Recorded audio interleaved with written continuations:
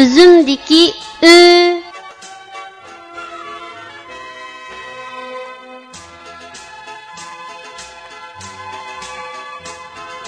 Bu harfning talaffuz qilinishi bundoq.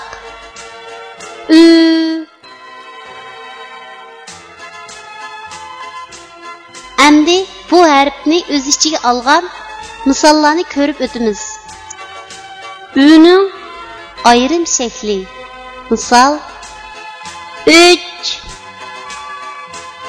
Ü'ning ayrim shakli.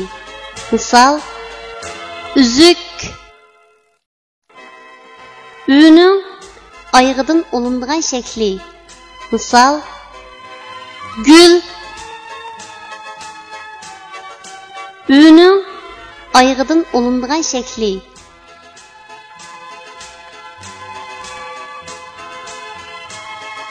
Tuanda biz rasmga birlashtirib, yuqorida o'rganib o'tgan harfning to'g'ri yozilish tartibini mashq qilib o'tamiz. 3. Ü harfining ayrim shaklining yozilish tartibi.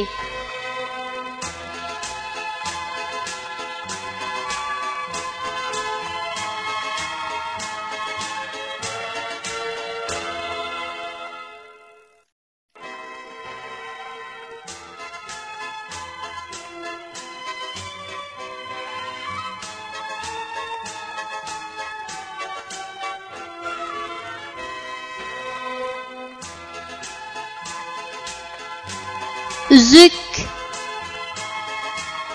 Ü harfining ayrim shaklining yozilish tartibi.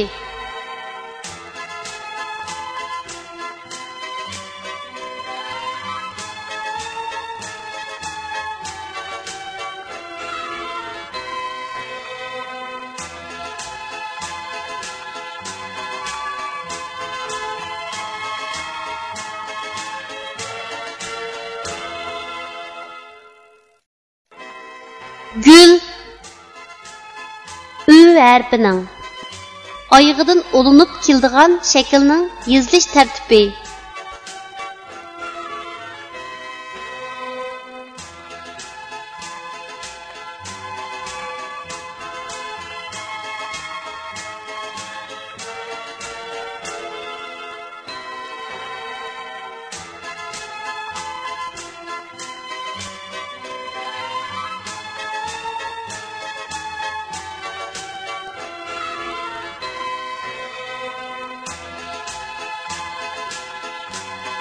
Ü harfining oyog'idan olinib keladigan shaklning yozilish tartibi.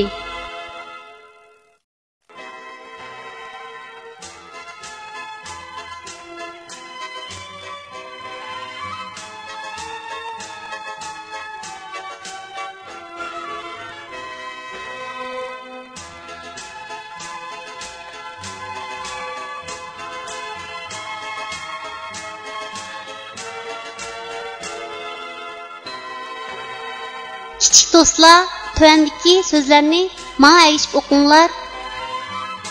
Un, tun, süt, öz, tuz, süz, ü, züş, üzüş, ü, nüş, ünüş.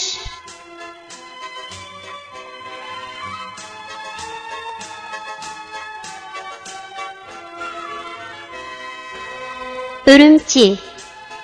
Ürümçi memleketimizdeki çoğu şehirlerinin biri. O, Şinjan Uyghur Abnum rayonunun merkezi. Şuningdek, siyasi, iqtisod, madaniyat, ma'rif ve ilim-fan merkezi. Ürümçide Xalq Sarayı, Abnum rayonluq muzey, Xalq maydoni, Xalq teatrxonasi ve bir qancha oliy bilim yurtlari bor. Hayvatli Qizil tog' Ürümchining husniga husn qo'shib turdi. Bu shaharda har millat bolalari inoq va xushal-xuram yashaydi. Biz Ürümchini qizg'in suyimiz va uni texmi go'zal shaharga aylantiramiz.